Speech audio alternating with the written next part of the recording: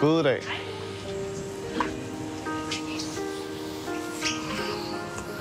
Jeg kan godt høre, at jeg skal tage en spaghetti i aften. Bolognese. Ja. Det er jo næsten nødt, så skal jeg bare lige se, om jeg har penge nok. Ja, kroner skal jeg hjem.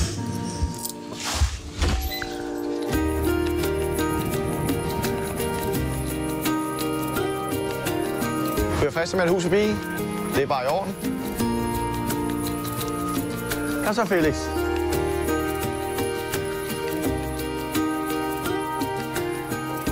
Hej, goddag. Er du stadig lykkelig gift? Det kan du tro, ja. Okay.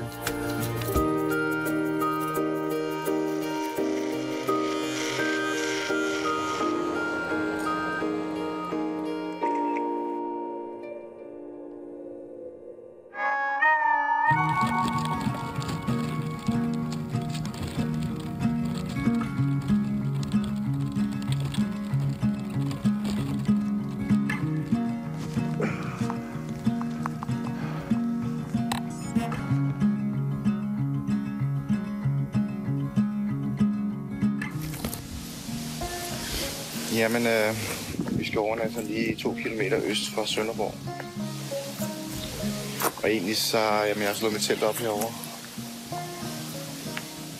Og egentlig så er det ikke den rigtige plads her, men jeg kunne ikke få min anhænger derned. Derfor har jeg slået teltet op her i stedet for.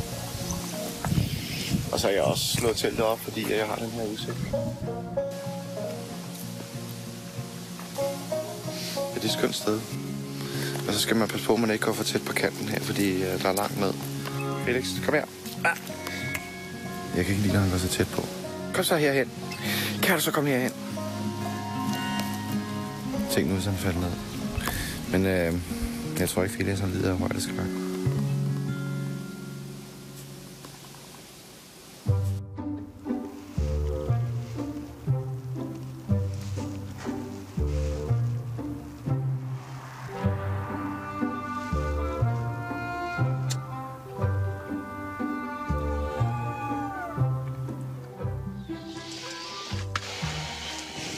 Tillykke med fødselsdagen, Felix. 5 år. Hvordan føles det? Har det været sjovt at blive 5 år? Eller er det bare ligesom at være 4 år? Eller 3? Har du nogen kommentarer til det? Hvad tænker du om det? Skal du spise kagen? Hvad? Skal du prøve at smage en lille en?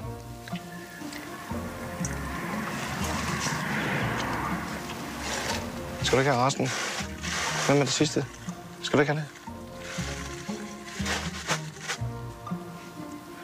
Nå, men fødselsdagsbarnet er smuttet. Felix, kom her. Jeg mødte en dag en, som spurgte, hvad Felix egentlig betød for mig. Og det var egentlig meget nemt at svare på, fordi han betyder jo alt for mig. Altså, jeg har jo ikke rigtig nogen tæt på mig på den måde, sådan at det betyder jo, at Felix han får al den kærlighed, jeg har. Det er måske lidt meget for sådan en lille hund, men jeg tror jo, at vi alle sammen vi har noget kærlighed, vi har brug for at komme af med.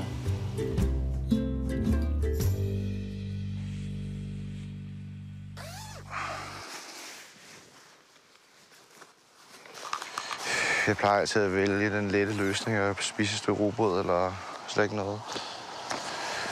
Jeg tænkte, at jeg har trængt til at få mig et ordentligt måltid i dag.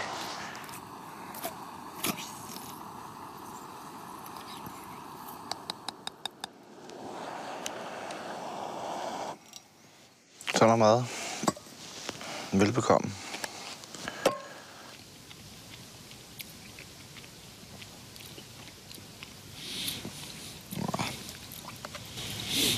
Jeg kunne nok godt få noget mere videre.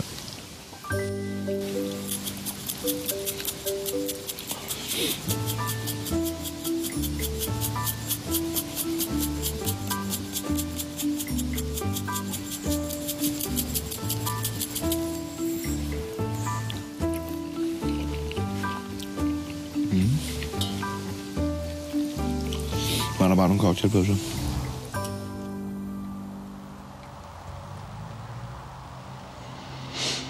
Nå, men det kan være, at jeg lige skulle gå på Facebook og lige se, hvad der er sket. Der er kommet 115 kommentarer. Så er der en, der har skrevet her.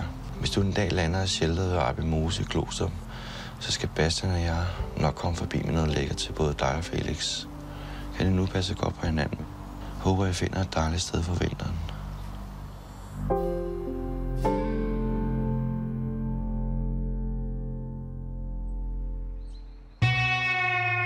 Vi skal jo videre.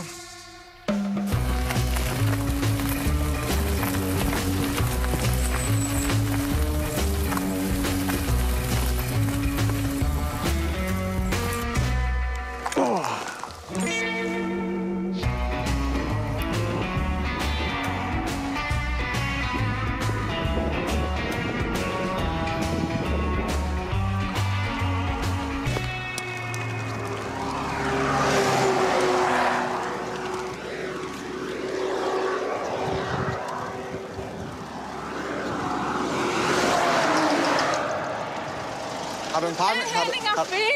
Har du en pakke med til os? Ja, hej. Nå, det er jo en følger af jer inde på Facebook.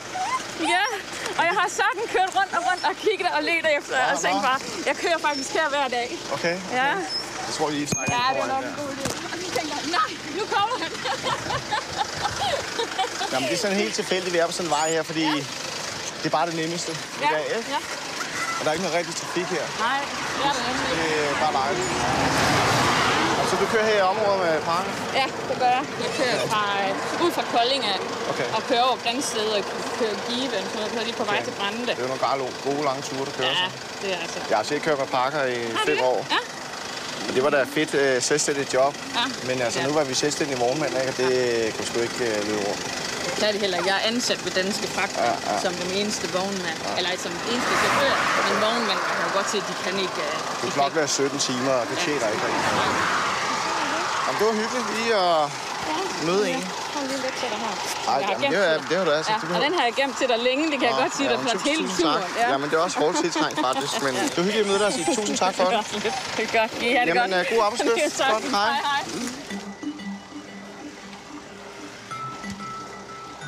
Nå, men det var da... Nu var det sød. Jeg fik 100 kroner. Ja, det er en mærkelig følelse, det der med at få 100 kroner. Jeg er meget taknemmelig, fordi ellers så ved jeg ikke, hvordan jeg skal overleve. Så nu har jeg 100 kroner til at købe aviser for.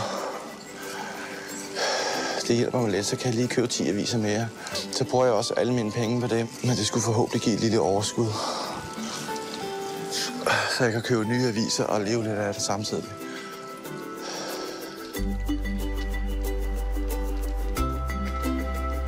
Ej, det er løgn. Det er løgn. Det var lige det, der ikke måtte ske. Grusvej.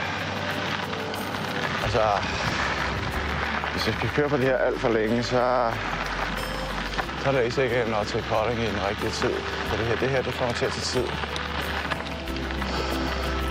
Satans.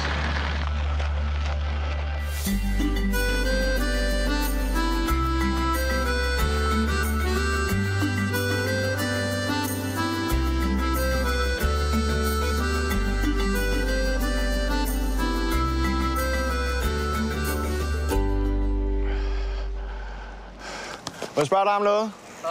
Må jeg spørge dig om noget? Ja. Her på den her dyrehavevej, der skal være sådan et sted, hvor man kan køre hus forbi. Kender du det? Sådan et værested eller sådan et eller andet? Dyrehavevej, det er den vej der. Ja, den der, ikke? Jo, men den vej er lukket. Nå, Du kan ikke cykle den vej, så du skal ned igennem der. jeg skal ned og så til venstre der, Ja, og så rundt. og så rundt op. Okay, nå, det var fedt, du lige sagde det. Okay. Tak for det.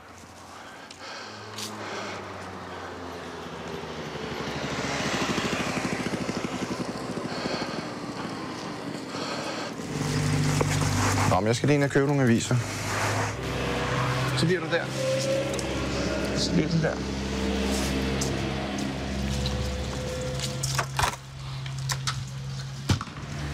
Goddag. Hej. Er det her, man kan købe aviser? Ja, det kan. Det lyder godt. Ja, det er godt. Tak. Jamen, jeg skal bruge 20 stykker, hvis du har. Det skal I have, det sælger nummer. Det er 1764. 20 styk. 20 styk. Ja. Det er meget fornemt. Ja. Så siger jeg 1000 tak. Velkommen. Jamen, så kan jeg jo komme ud og få solgt et aviser, håber jeg. Har I mange sælgere ellers her i Kolding? Det går faktisk meget op og ned, men for, altså, lige i de her måneder, der sælger vi rigtig meget. Og så kommer der nogle gange nogen fra Esbjerg, og så fra Vejle. Okay. Ja. Nå, nu må jeg se, om jeg kan finde et sted hernede. Ja. Men jeg siger 1000 tak. Ja, det er jo lige det. Det er godt. Hej. Tak og lige måde. Hej. Nå, så gælder det om at komme ned og finde et sted, inden at der kommer bare nogen i forkøbet.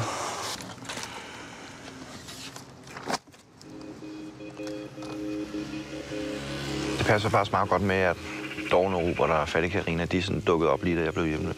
Og der var jeg jo på kontanthjælp. Jeg stod jo faktisk lige midt i den hets, kan man sige. Jeg følte mig virkelig truffet af det. Så det brugte jeg meget tid på at overveje, hvordan jeg så ligesom kunne komme ud af den der kontanthjælp og så stadigvæk overleve som hjemløs. Og så til sidst, så havde jeg jo gået og overvejet det her hus forbi her. Og så tog jeg ind og fik lavet sælgerkort den 1. februar 2014. Og der købte jeg 50 aviser. Kunne jeg friste med et hus forbi? Det var i orden. Ha' en god dag. Tak for det. Altså, der gik 28 dage før, at jeg en lørdag stillede mig op foran en butik. Jeg kunne ikke stille mig derud og udstille mig selv på den måde, som jeg følte, det var. Fordi så kunne man jo se, at jeg var hjemløs. Det var svært. Det var måske ovenikøbet ydmygende. Sådan er det nok altid den første time, at når jeg stiller mig op på den avis, så føler jeg mig meget udstillet. Og så ligesom om, når den første har købt en avis, så går det bedre. Kunne jeg friste med et hus forbi? Jeg kan lige se, om jeg får nogle penge til. Ja, men det er bare en aftale. Skal jeg tage den? Tak. Ja, det er jo en del af jobbet at være husforbisælger. Det er som lige at samle blomster op, der er væltet. Det kan man jo lige så godt, når man alligevel står her. Kunne jeg friste med et hus forbi? Nej, tak. Det er bare i orden. Ha' en god dag. Skal du? Der er afregnet på din kamera. Nå, jamen så siger jeg dig 1000 tak for det. Og have en god dag. Tak for det. Der var en lille tiger i dag. Goddag. Kunne jeg friste med en avis? Jo. Det var godt. De er jo tunge at stå med på armen, jo, så det gælder om at komme af med dem. Der har jo dit køretøj. Tusind tak for det. Ja, skal du hygge dig. Jo, tak og lige måde. Ha' en god dag. Tak. Nå, blev der en 20-årig overskud? Ja, det var der. Jamen, nu kan jeg ikke give tilbage. Jamen, det er i orden. Det kunne damen heller ikke, så værsgo. Nå, men så siger jeg mange tusind tak for det. Tak. Og så må I have en rigtig god dag. Jo, tak. Og jeg vil bare sige, at jeg er jo halvstolt, for jeg følger dig jo inde på Facebook. Gør du det? Det er jo en Nå, men så er det der meget godt. Ja, men... Jamen, men jeg kan desværre ikke få mig over, min støttepud er knækket. Nå, Så jeg er nødt til at stå lidt herfra. Det er også derfor, jeg ikke sælger så meget, tror jeg. det er hunden, der gør det, eller? Ja, ej, det ved jeg ikke. Altså, jeg tror, at han tiltrækker nogen, ikke? Men Jo.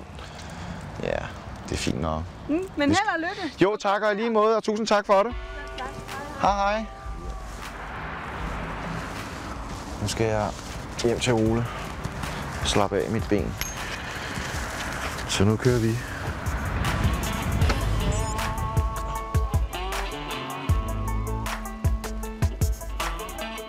Ole han kom ud til mig i 2013 og mødte mig på den her shelterplads. Han er bisidder, han har hjulpet rigtig mange med blandt andet førtidspensionen. Man kan sige, at Ole han skiller sig nok lidt ud i forhold til så mange andre. Og det synes jeg er sjovt. Så. Der har vi ham jo. Hej Ole. Hej hen. Tak fordi jeg må komme og besøge dig. Velkommen. Du er altid velkommen. Du har taget festtøjet på. Jeg har altid festtøj på. Jamen, Hvilket der sang i gamle dage. Livet er det om til fest. Jamen, livet er også en fest, ikke? Ja. Nå, men altså... Nu skal vi have fundet ud af noget, hvad man vil gøre med den anhænger der. Ja. Henne for enden af gaden, der har vi Bjarne Dahl, den lokale tømrer. som har mødt dig engang. Så synes jeg, vi skal tage ham. Skal jeg så lige have nogle andre sko på, eller skal jeg gå derhen i studsko? Jamen, jeg synes, det klæder dig.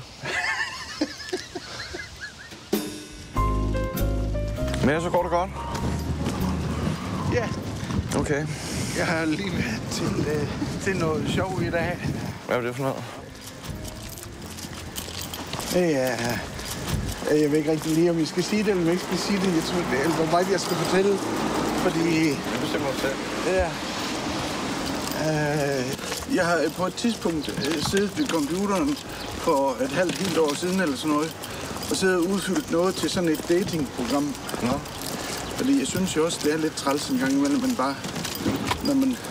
Der er ikke nogen, der siger hej, når man kommer ind ad døren. Så det er date, du har været på? Nej, det er kun casting til. Casting? Ja, de skal lige se, om man opfører sig. Og det er et program, eller hvad? Ja, nej, det er sådan... Jeg har været til casting for at se, om jeg nu opfører mig pænt, om jeg nu opfylder betingelserne til, at jeg kan bruges til sådan et datingprogram. Ja. Okay. Så det er fint.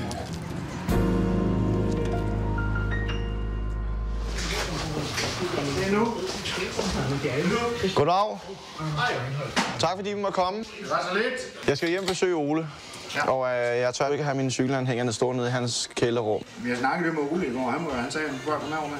Ja, det er jeg rigtig glad for. Det er jeg rigtig glad for. Ja. Det er jo hele mit hjem, der ligger nede i den cykelanhænger.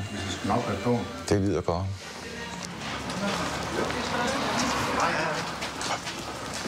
Nu tager jeg nogle små ting ud, og så lader den stå der. Det laver du bare. Skide godt. Tusind tak. Hvad med hunden? Skal vi passe den op? Ja, han bliver i kurven. Så du skal ned og gå med ham en gang imellem. Ja, det gør det gerne. Det er kun ikke katten, der kommer. Det ved jeg. Nej, ham tager jeg nok med. Tak for hjælpen. Vi ses.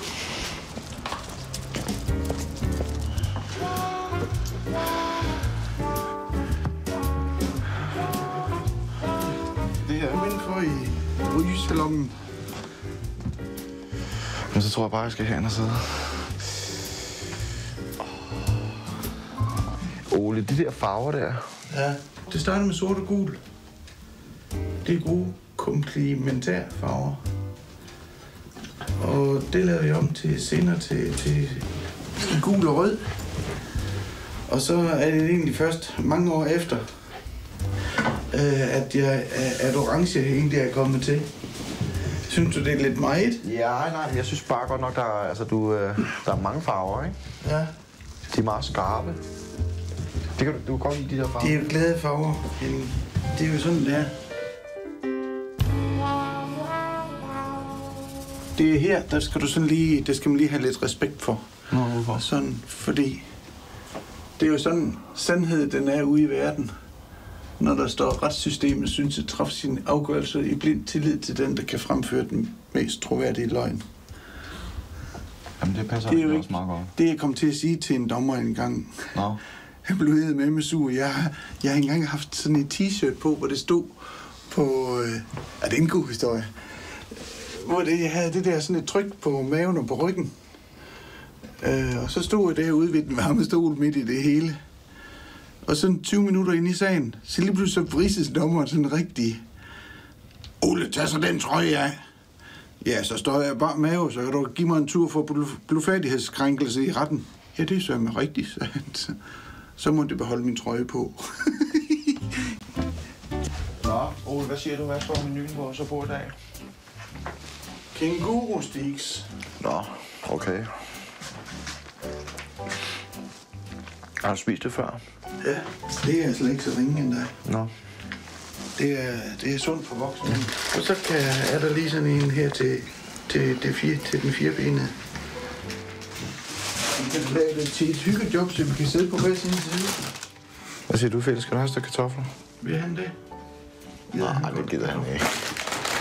Jeg skal bare lidt til hende. Ikke om vi er alt for hurtigt igen. Altså, hvis jeg kommer noget kødsovs på, så skal du bare se, så runder den ned. Har du en hel masse hvidløg, så man kunne lave et eller andet noget hvidløgsdressing eller sådan noget? Jeg laver faktisk noget hvidløgssalt, som jeg er selv lidt imponeret over. Det kan du godt se. Det der, det er lavet kun med de rigtige varer. Er det noget, du selv har lavet? Ja. Det er hvidløg. Og du kan dufte bare det, jeg tog. Altså, er det kun hvidløg? Ja. Okay. Prøv at lægge det ud, du kan se det. Der er også salt i. Nå, ja. Der er kun noget hvidløg i. Nå, ja, selvfølgelig skal der da være salt i. Fy for helvede, mand. Det er vildt salt. Jeg sagde, at jeg kunne have hvidløg i. Ja, men du skal... Jeg tog bare en helt teskære det der. Vi snakker jo om salt. Jeg kan huske en gang, jeg var hos en bager, ikke? Jeg har også en bager, og så siger bagermesteren, at jeg kunne lave nogle kanelstænger. Ja. Det var ikke noget, vi lavede normalt der. Og jeg synes selv, sådan en kanelstang, du ved, når den sådan er lidt lun, den er rigtig god, ikke? Ja, det er så jeg skulle lige prøve smag, inden jeg satte det i butikken. Og så ham den anden bagersvend, han så bare får 5 kilo salt i stedet for 5 kilo sukker. Og det smagte ligesom det der. Jeg lige smagte der. Ej, det var en ubehagelig oplevelse at lige få sådan en teskære det der i hvidløgssalt der. Og det er bare fordi, jeg godt kan lide hvidløg. Og så nogle gange, så kan jeg spise helt fede, som bare sidder tyk på.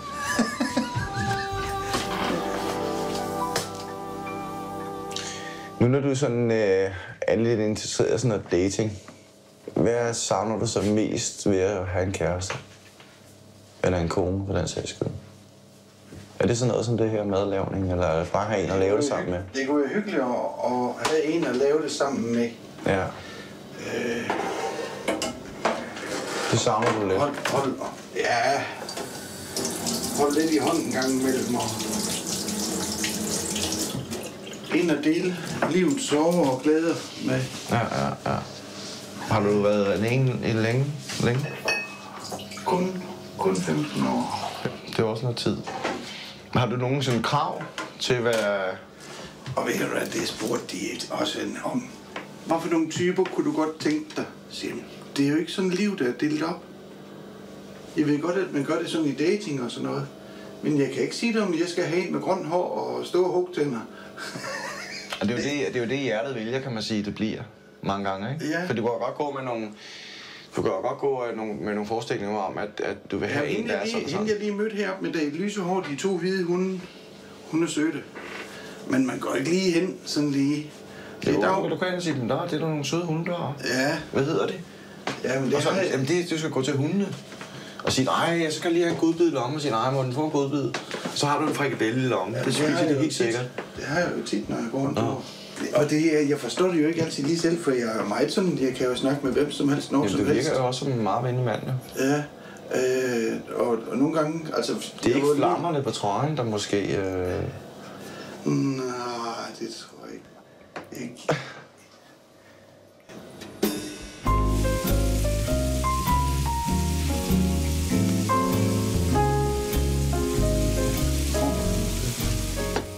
Det ser godt ud, Ole.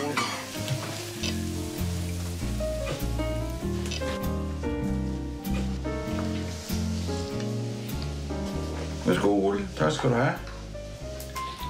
Kan det overhovedet lade sig gøre, at du kan stå op en dag og ikke have noget... Du har altid noget gul, rødt eller orange på? Okay. Uanset hvor du skal hen? Underbukserne er orange. Også det? Det behøver jeg ikke se. Og strømperne er trafiksikre. Ja. Det er skægt at stå op på den måde. Ja. Glæde sig til at få sit tøj på. Fordi jeg synes, det er pænt og flot. Og det tror jeg, sådan en psykiater ville det. Kunne lave en rapport på nogle 12 sider. Hvis nu du mødte en kvinde i dag, som du virkelig falder for. Men hun er ikke så glad for de der farver der. Hvad står valget? Altså, er der noget valg der for dig? Ja, så må hun finde en anden liv. Okay. Det der ikke andet. Kunne du skrue lidt ned på det og sige, okay, jeg vil godt gå på kompromis. I stuen har vi ikke nogen røde og gule farver, for eksempel. Det er sjovt, du spørger. Det bliver en ny bog, Mein Kampf, at få indført nogle farver. Men nu må hun jo lige findes først. Ja. Skal du have noget sundt her, eller? Nej, jeg tror lige, det er bedst, at jeg lige vender det med det. Jeg venter lige lidt. Nå, Ole. Klokken den er jo snart ved at være midnat. Og jeg skal ud og køre en ny etape i morgen tidlig. Tog du i Danmark? Ja. Så det kan godt være, at du skal vise mig ind til sovekammeret. Ja. Er det simpelthen heroppe? Skal du ligge i prinsessesengen? Okay. Det kan godt være, det er alt for blødt, men så må du sige til. Nej. Du er ikke vant til at ligge så blødt, er du? Jo, det er jeg jo ikke, men det kan da godt være, jeg vil have godt af det, for en gang skyld. Jeg er i hvert fald glad for, at jeg ikke skal op hver time og puste luftmadrassen op. Nej, har du sådan en, der tager på luften? Ja. Jeg har altså et nyt liggeunderlag liggende herinde. Er det ikke bare det, du skal have med, så? Men hvordan ser det ud? Skal du lige se? Skal du røre ved det? Jamen, så det kan godt være, det jeg skal. Hold kæft, mand. Der er noget helt ny. Det var det, jeg sagde. Jamen altså. Hvis det fortsætter på den her måde, så vil jeg fandme have en reklame på. Det kan jeg godt sige dig, og den skal nok svære forhold. Ole Olsen. Det er jo vildt, Ole. Det er jo næsten ligesom juleaften. Ja. Det vil sige, at i morgen, så skal jeg stoppe om natten og booste op med. Det kan godt være, det bliver meget godt. Jamen fedt nok, Ole. Så vil jeg sige tak for i dag, og tak for mad og alting. Ses i morgen, ikke også? Jamen det gør vi. Godt. Altså, jeg synes, det er sjovt og spændende at være sammen med en person, som ikke går så meget op i, hvad andre folk tænker. Det føler jeg kan lære det i dag, fordi jeg altid netop spekulerer på det.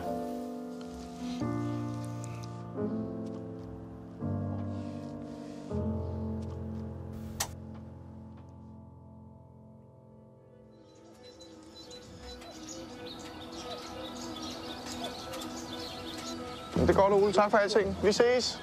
Hej. Jeg håber, Ole, han kunne finde sig en sød kæreste. Det synes jeg på en eller anden måde, han fortjener. Jeg har jo altid påstået, at jeg ikke selv 10 vilde heste ville kunne trække mig væk herudefra. Men jeg ved også godt inderst inde, at i virkeligheden skal der nok ikke mere end bare en enkelt person til. Men jeg har ikke mødt hende endnu. Some say love is a burning thing, that it makes the fire ring. See, honey, I saw love, you see it came to me. It put its face up to my face, so I